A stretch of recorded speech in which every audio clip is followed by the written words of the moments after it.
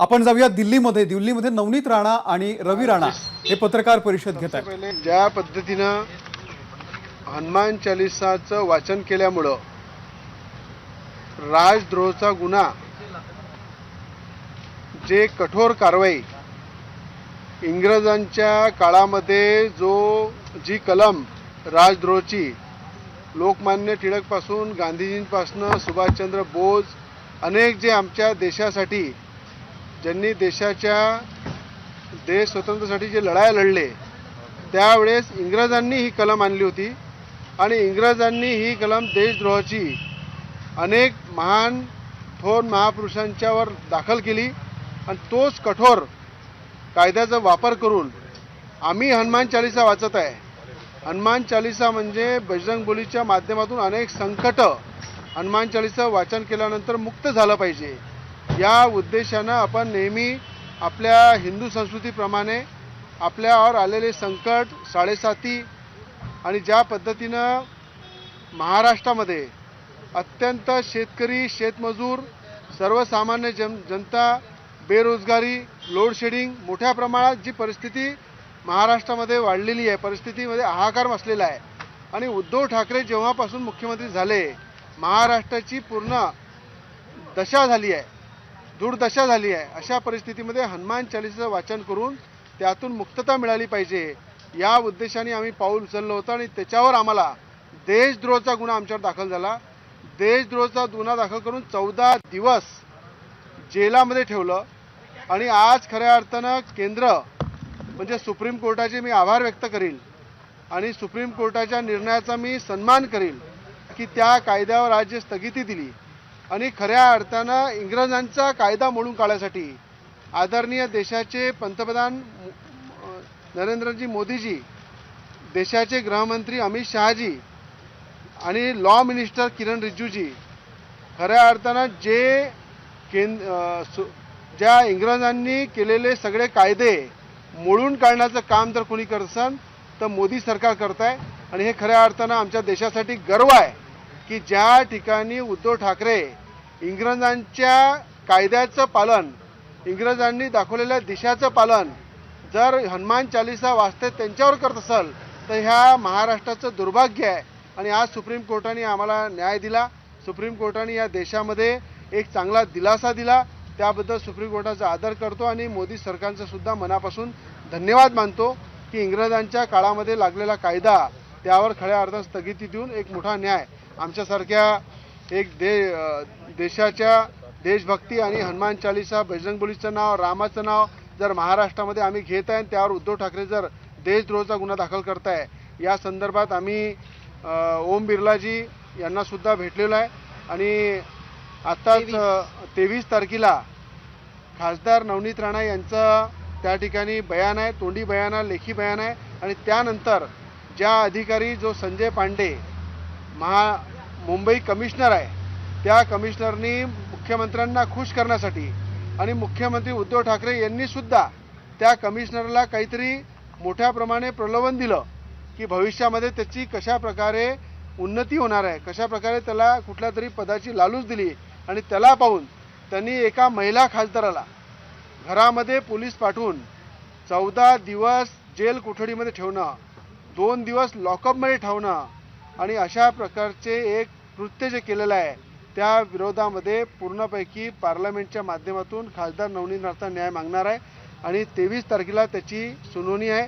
त्या संदर्भात संपूर्ण आपलं मत नवनीत राणा त्या ठिकाणी मांडतील आणि त्याचप्रमाणे आज महानगरपालिका मुंबई त्याच्या माध्यमातून ज्या नोटीस आमच्या फ्लॅटसाठी दिलेली आहे आणि त्या नोटीसच्या माध्यमातून खऱ्या अर्थानं जी बिल्डिंग 2007 मध्ये बांधल्या गेली, 2005 आणि 7 मध्ये बांधल्या गेली, त्याच्यानंतर 7-8 वर्षानंतर आम्ही त्या ठिकाणी फ्लॅट घेतला आणि पूर्ण मुंबईमध्ये आमचा एकच फ्लॅट आहे। अनिल परबचे जर 10-15 फ्लॅट आहे, संजय राऊतचे 10-15 फ्लॅट आहे। मुंबईमध्ये मोठ्या प्रमाणात मुंबई महानगरपालिकामध्ये भ्रष्टाचार करून मुख्यमंत्र्यांच्या करोडो रुपयाच्या प्रॉपर्ट्या मुंबईमध्ये आहे, पण आमच्याजवळ आमच्या मेहनतीचा एक शेतकऱ्याचा मुलगा म्हणून एकच फ्लॅट माझा मुंबईमध्ये आहे आणि तो सुद्धा मुंबई महानगरपालिकेने 2005 मध्ये त्या बिल्डरला परमिशन दिली, ओसी दिली, त्या बिल्डरच्या पूर्ण प्लॅनला मंजुरात दिली. त्यावेळेस सुद्धा मुंबई महानगरपालिकेमध्ये महापौर शिवसेनेचा होता, शिवसेनेची सत्ता होती. आणि त्याच्या 5-6 वर्षानंतर तो फ्लॅट आम्ही विकत घेतला. आणि आज 15 वर्षानंतर जर मुंबई महानगरपालिकेची नोटीस आम्हाला येत आहे, फक्त उद्धव ठाकरेंच्या सांगण्यावरून त्या ठिकाणी आम्हाला नोटीस देऊन आमच्या फ्लॅटची मोजमाप होते. मी वारंवार सांगितलेलं आहे की आम्ही जेलामध्ये असताना आम्हाला नोटीस देणं, आमचं घर बंद असताना आमच्या घराला नोटीस चिपकवणं, म्हणजे इतक्या खालच्या स्तरावर जर राज्याचा मुख्यमंत्री उतरत असेल आणि त्या खालच्या स्तरावर उतरून जर खऱ्या अर्थानं एका महिला खासदारांना आणि त्या विधिमंडळामध्ये जे मी आमदार आहे माझ्यासारख्या व्यक्तीला जर त्रास द्यायचं काम करत असेल तर एक लक्षात ठेवा, मुंबई महानगरपालिका ही शिवसेनेची भ्रष्टाचाराची लंका आहे. आणि खासदार नवनीत राणा आणि मी महानगरपालिकेमध्ये युद्ध पातळीवर उतरू आणि जी भ्रष्टाचाराची लंका मुंबई महानगरपालिका आहे उद्धव ठाकरेंची, त्यापासून मुक्त करण्यासाठी मुंबईकरांना आणि एक विकासाचं पाऊल, एक चांगल्या दिशा दाखवणारं पाऊल त्या मुंबई महानगरपालिकेमध्ये पडलं पाहिजे. याच्यासाठी सुद्धा आम्ही काम करणार आहे. त्याचप्रमाणे लीलावतीमध्ये तुम्ही पाहिलं, नवनीत राणांचा ज्या जेलामध्ये खऱ्या अर्थानं त्यांनी सांगितलं की मला पूर्ण बॅक पेन होत आहे, मोठ्या प्रमाणात त्रास होत आहे, मला ॲडमिट करा. पण जेल प्रशासन हे त्या ठिकाणी मुख्यमंत्र्यांच्या दबावामध्ये होतं. आणि जेल प्रशासन जर मुख्यमंत्र्यांच्या दबावामध्ये आहे, नवनीत राणाला ॲडमिट करायला तयार नाही आहे, तर बेल झाल्यानंतर त्यांनी सगळ्यात पहिले लीलावतीमध्ये जाऊन ॲडमिट झाल्या. त्या ठिकाणी त्यांनी एक्सरे केला, MRI केला, सर्व प्रकारच्या ब्लडच्या टेस्ट केल्या. त्याचप्रमाणे त्या ठिकाणी ECG केलं, सोनोग्राफी केलं.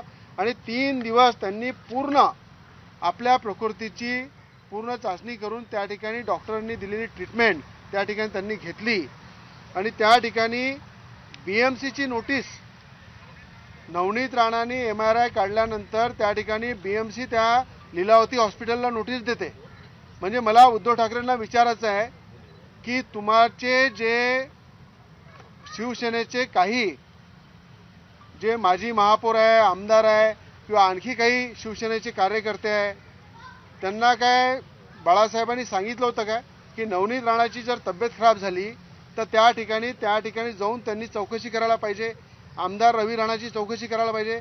अरे एवढे शिवसैनिक कोरोनामध्ये मरण पावले, अनेक शिवसैनिकांचे आज ऑपरेशन करायला त्यांना पैसे नसते.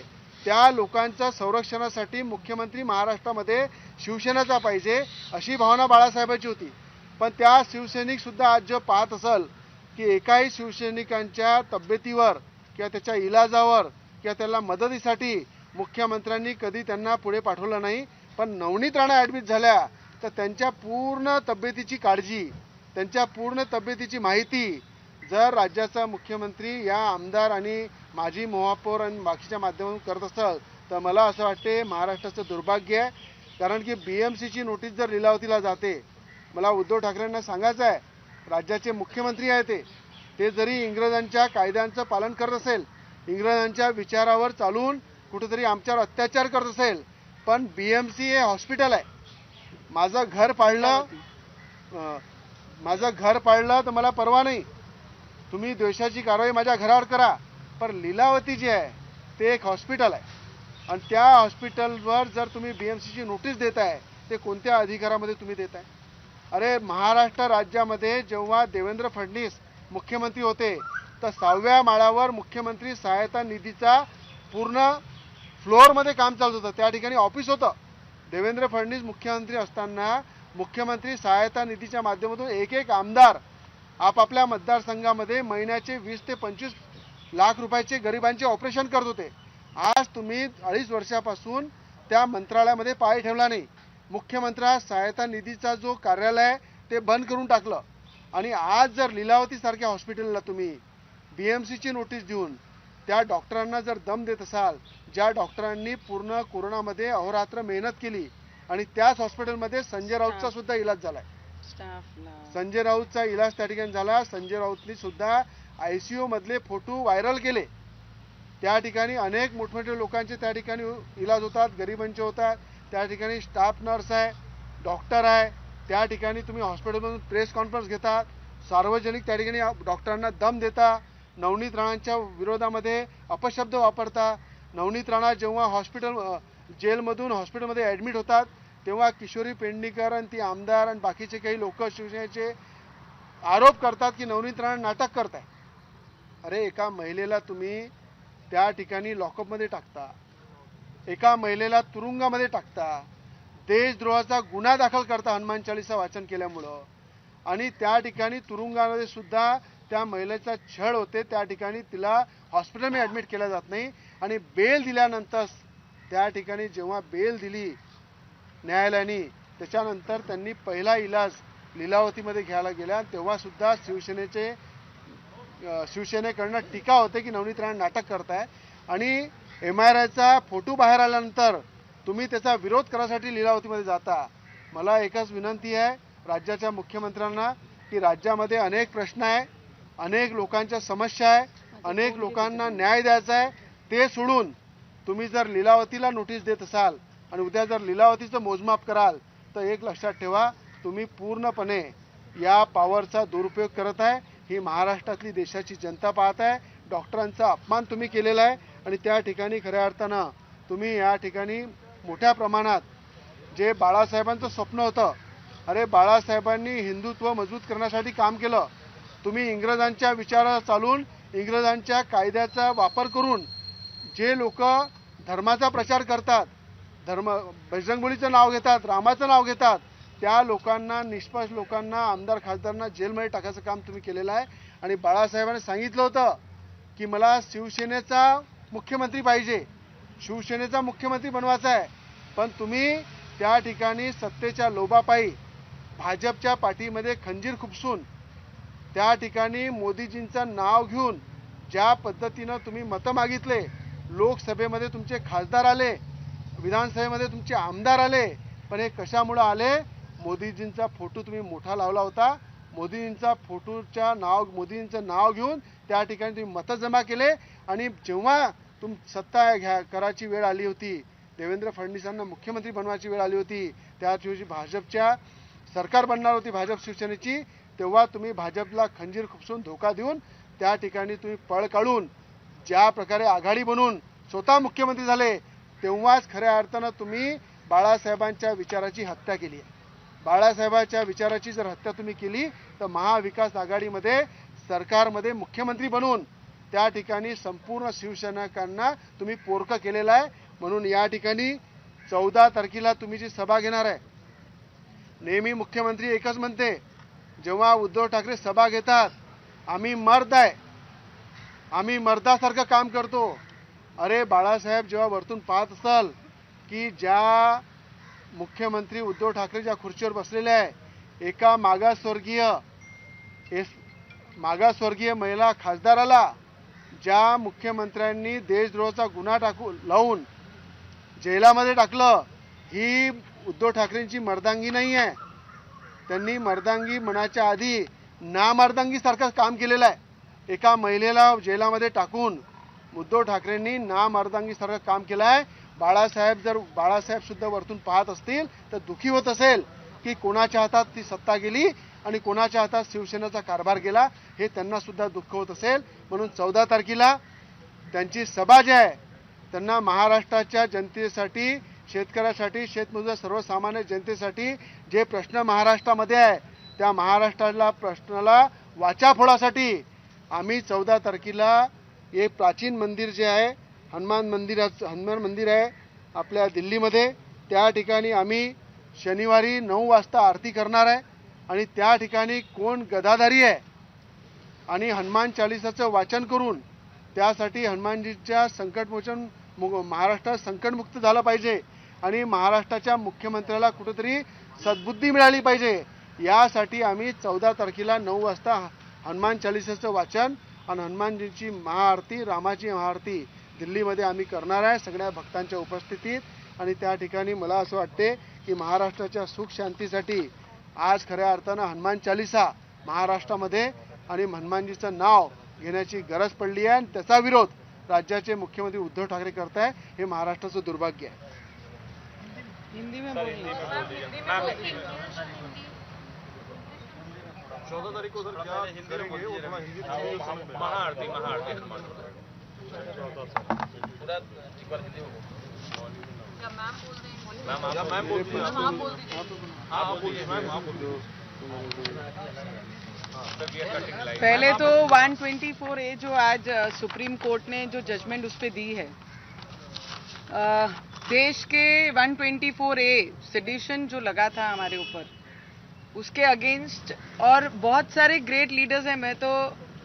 मुझे इस बात का बहुत ही अफसोस है कि हमारे जब ब्रिटिश पीरियड जब था हमारे देश में, जब हमारा देश मुक्त नहीं हुआ था, तो जितने ग्रेट लीडर्स ने देश के हित में काम किया, तब ये कलम उनके अगेंस्ट लगी थी 124A सेडिशन, क्योंकि वो ब्रिटिशों के अगेंस्ट था।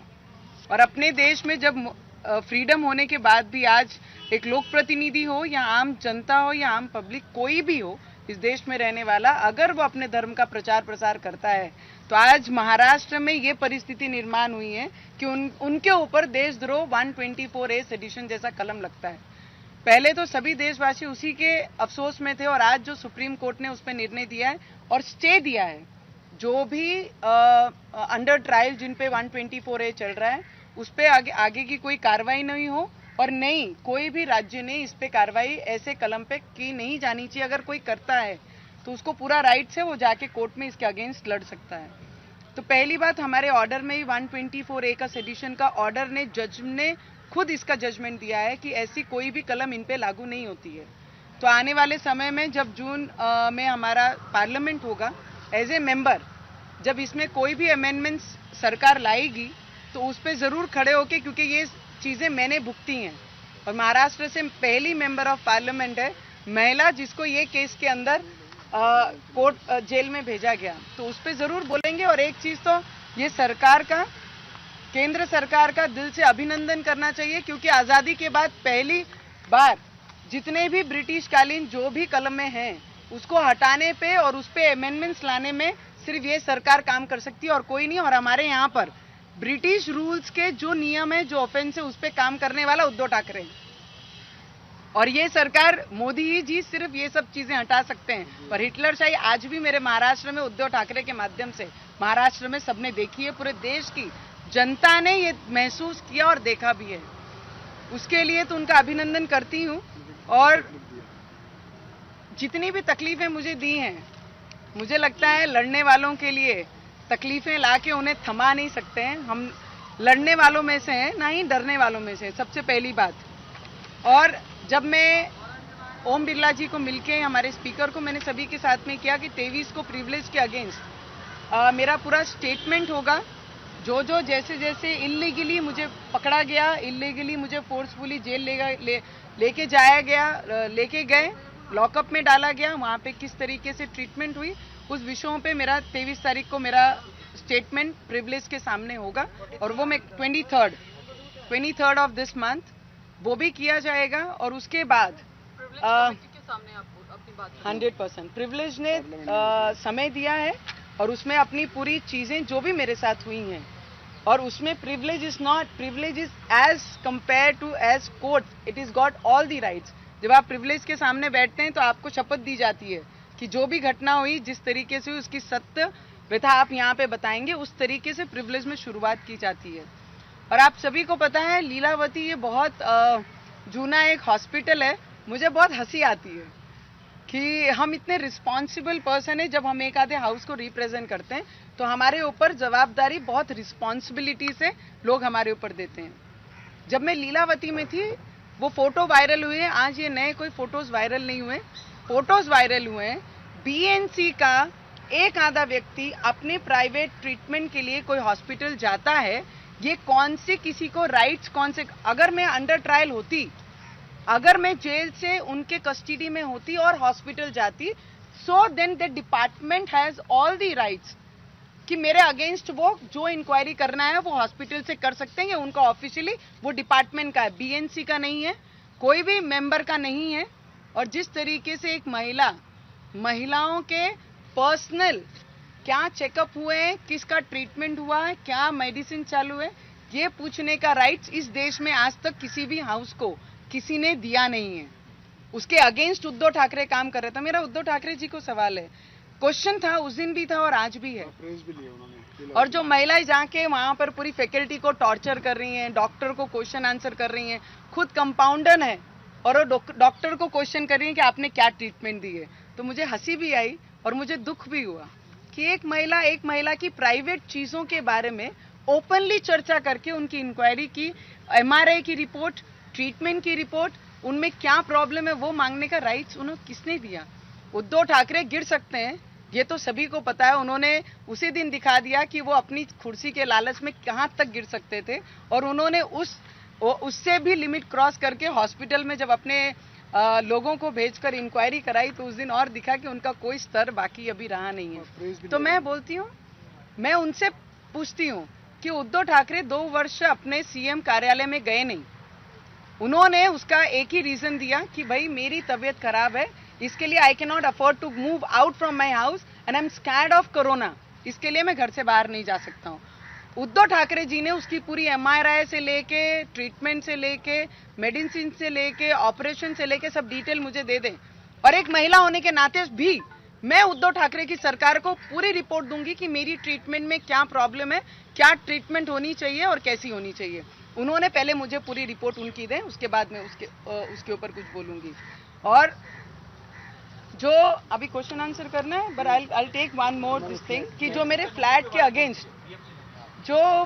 अगेंस्ट मुझे नोटिस दी है, आज ये मुझे लगता है वो फ्लैट में मुझे रहते हुए 7 वर्ष हो रहे हैं, 6 से 7 वर्ष हुए हैं। और वो बिल्डिंग, ना मैं बिल्डर हूँ, ना वो प्रॉपर्टी की मैं हेड हूँ या मालिक हूँ, किसी ने बनाई, मैंने खरीदी और मैं उस घर में रहती हूँ। ये सीधे से, और कई परिवार उस घर फ्लैट में रहते हैं, बिल्डिंग में रहते हैं। उन्होंने सडन ऑफ 124 लगाई, हम जेल के अंदर, तब वो नोटिस हमारे गेट के दरवाजे के बाहर लगा के जा रहे हैं। इंसानियत तो जिंदा ही नहीं रही है। और आपने ही परमिशन दी है ऑनर को, जो बिल्डिंग के ऑनर थे, जिन्होंने बनाया, बिल्डर को सब दिए, आज नोटिस लगा के गए हैं। मुझे ये उनसे एक प्रश्न पूछना है कि आप गिरोगे भी तो कितना गिरोगे? आपको ये लगता है कि घर का अगर कोई पार्ट तोड़ दिया तो हम बेघर हो जाएंगे? आप बेघर भी कर देंगे तो हमारी लड़ाई अगेंस्ट करप्शन ये महाराष्ट्र में पहले भी थी और आज भी उसके अगेंस्ट हम खड़े रहेंगे। जो महाराष्ट्र का नुकसान करने के लिए आगे आ रहे हैं उसे पीछे खींचने का काम हम पूरी ईमानदारी से करेंगे। और जो नोटिस दिए हैं लीगली हम उसका उत्तर जरूर देंगे। हम लीगल पे विश्वास करते हैं और लीगली हम आगे जाएंगे। लेकिन उसमें जो फ्लैट के अंदर जो बताया कि स्ट्रक्चर आपने बदल दिया। See I tell you one thing, जब भी होता है, जब भी आप किसी से फ्लैट लेते हैं तो आप हल्का चेंजेस करने का पूरा राइट्स रखते हैं। अगर आप बीम तोड़ते हैं, अगर हमने जिस पोजीशन में थी उसी पोजीशन में हमने खरीदी है, उन्होंने किसको परमिशन दी, कैसे दी, वो मुझे नहीं पता, वो बिल्डर को उनको क्वेश्चन करने का पूरा राइट्स है। जिस घर में मैं रहती हूँ मैंने एज इट इज वो घर लिया है। पर आज सडन ऑफ उद्धव ठाकरे को क्या सूझा कि नवनीत राणा उनके अगेंस्ट और रवि राणा उनके अगेंस्ट बोल रहे हैं, करके नवनीत राणा का घर तोड़ना है, यही उद्देश्य रह गया है, करके राजद्रोह लगाना है और राजद्रोह लगाना है। ये सब चीजों को अगर देखा तो एक जिसको व्यक्ति को साधारण सा दिमाग नहीं होगा ना, उनको भी ये समझेगा कि ये श्रूड बुद्धि की राजनीति है महाराष्ट्र में चल रही है और वही कर रहे हैं। स्टेटमेंट की वजह से आपको कुछ नोटिस दिया गया है क्या कोर्ट की तरफ से? मैं आपको एक चीज बताना चाहूंगी, कोर्ट का मैंने हमेशा आदर किया है, रवि जी ने भी आदर किया और देश में रहने वाला हर एक व्यक्ति कोर्ट के आदेशों का पालन करता है। और मैं बहुत ज्यादा रिस्पॉन्सिबिलिटी से ये शब्द बोलती हूँ। कोर्ट ने मुझे जब भी कहा कि you can not talk on particular some subject, आप ये सब्जेक्ट पे बात नहीं करेंगे, हमने वो सब्जेक्ट को हाथ भी नहीं लगाया। और मेरे साथ जो हुआ, आज बीएमसी का इशू है, मेरे घर गिराने के लिए अगर कोई आके लेटर लगाता है, बीएमसी चिपकाती है, तो उस पर बोलने का अधिकार मुझे मेरे संविधान ने दिया है। फ्रीडम ऑफ स्पीच कहाँ पर है? अगर मेरे साथ जो हो रहा है, मेरे घर गिराने के लिए अगर कोई पोस्टर लगा रहा है तो उस पर मैं बात करूंगी। हॉस्पिटल में मेरी प्राइवेट हेल्थ चेकअप के बारे में अगर कोई इंक्वायरी करने जाता है जिसको मैंने राइट्स नहीं दिए, अगर वो जाके पूछेगा, उस पर बोलने का अधिकार मुझे मेरे संविधान ने दिया है और उसका पालन मैं करूंगी और कोर्ट का पालन मैं पूरी रिस्पेक्ट से करती हूँ। वो 14 तारीख को जो आप हनुमान चालीसा पढ़ेंगे 14 तारीख को मुझे लगता है कि 14 तारीख को महाराष्ट्र में जो अपनी विचारधारा छोड़कर दूसरे मार्ग पे हैं उनकी कोई सभा है महाराष्ट्र में, और उसी दिन ये संकट से महाराष्ट्र को बचाया जाए इसके लिए संकट मोचन की आरती सुबह 9 बजे हम दिल्ली में एक मंदिर में संकट मोचन के जाकर आरती करने वाले हैं कि ये संकट जल्द से जल्द हमारे महाराष्ट्र से दूर हो।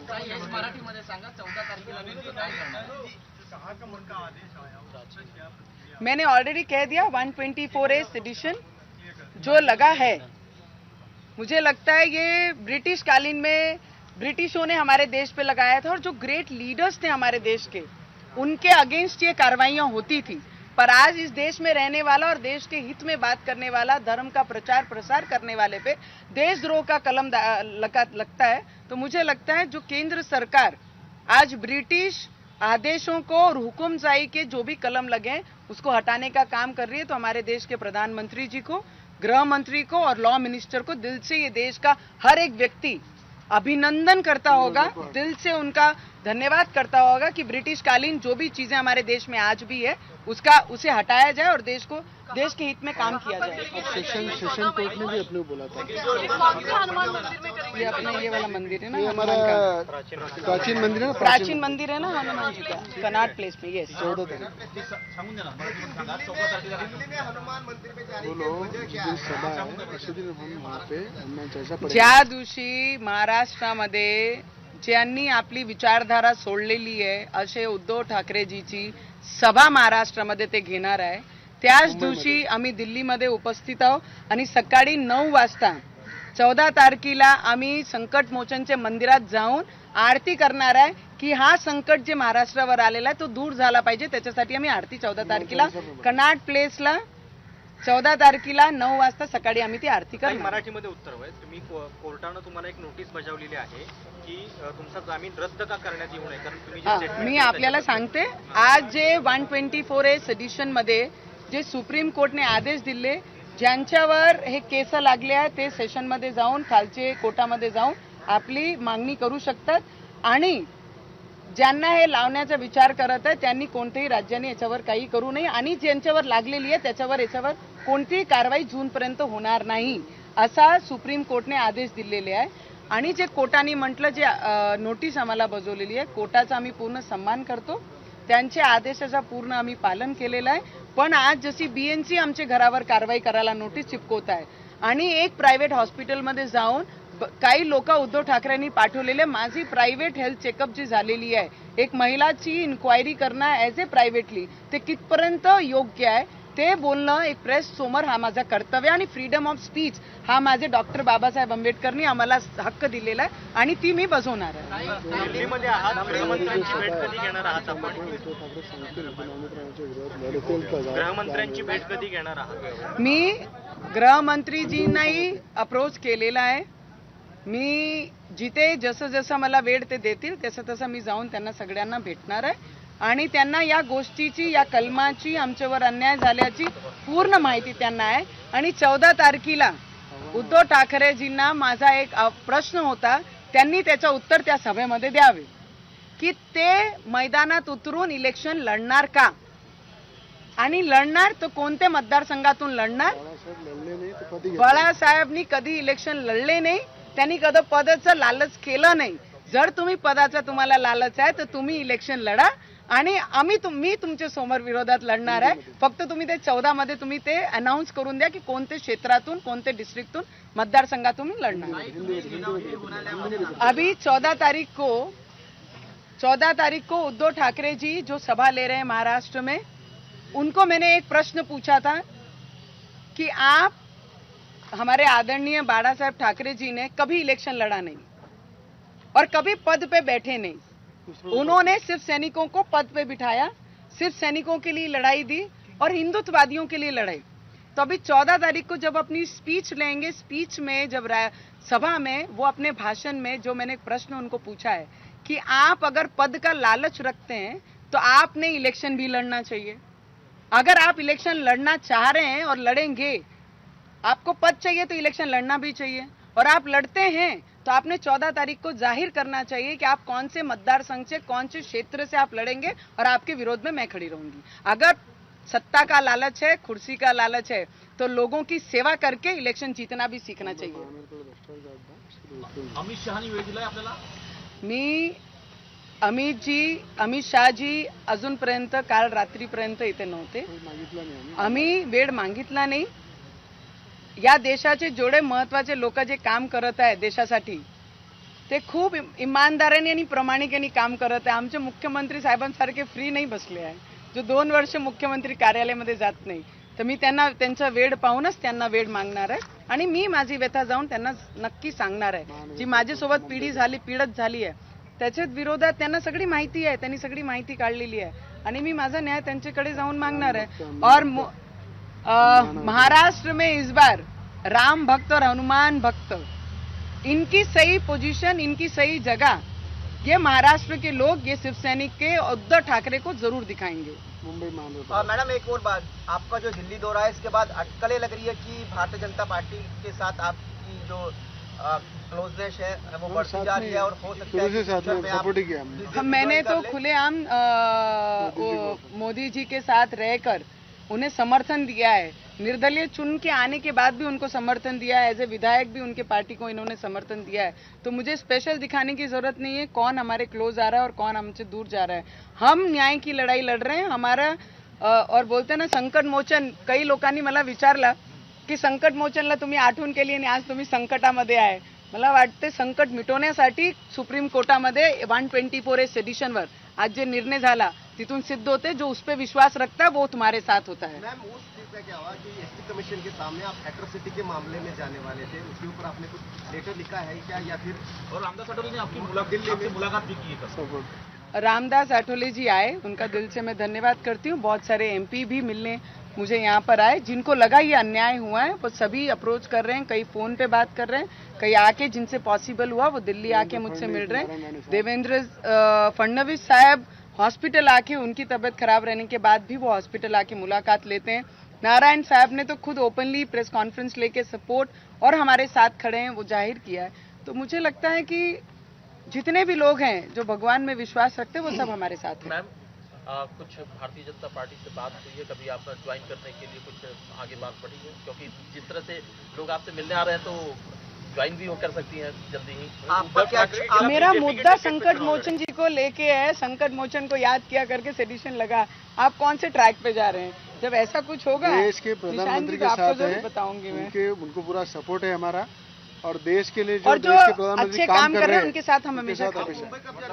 और महाराष्ट्र में बताना चाहता हूँ कि बाला साहब ठाकरे ने शिवसेना स्थापन की थी, और उद्धव ठाकरे जी ने सुलेमान सेना बना दिया उसको। यानी जिस तरह से बाला साहब ठाकरे जी ने हिंदुत्व के लिए, हिंदुत्व को मजबूत करने के लिए जो शिवसेना स्थापन की थी, उद्धव ठाकरे जी ने ये महाविकास आघाड़ी के विचारों पे अंग्रेजों के कायदों का पालन करके सुलेमान सेना बनाने का काम किया है। और उसी सरकार के अंदर उद्धव ठाकरे जी के साथ एक शकुनी मामा है, जो शकुनी मामा सही मायने में उद्धव ठाकरे जी को पूरा ले डूबने वाला है। और इसके लिए मुझे डूबने वाला है, डूबने की स्थिति चल रहा है। और मुझे लगता है कि जो स्थिति आज राज्यसभा में शिवसेना की महाराष्ट्र में है, आने वाले परिस्थिति में शिवसेना के टिकट मांगने के लिए भी लोग नहीं मिलेंगे, ऐसी परिस्थिती शिवसेना की होगी। तर उद्धव ठाकरेंनी शिवसेनेला सुलेमान सेना बनवलेला आहे अशी टीका केलेली आहे रवी राणा यांनी। रवी राणा आणि नवनीत राणा यांनी दिल्लीमध्ये पत्रकार परिषद घेतलेली आहे, आणि त्या पत्रकार परिषदेमध्ये महाविकास आघाडी सरकार आणि उद्धव ठाकरेंवरती जोरदार टीका केलेली आहे। एबीपी माझा, उघडा डोळे बघा नीट।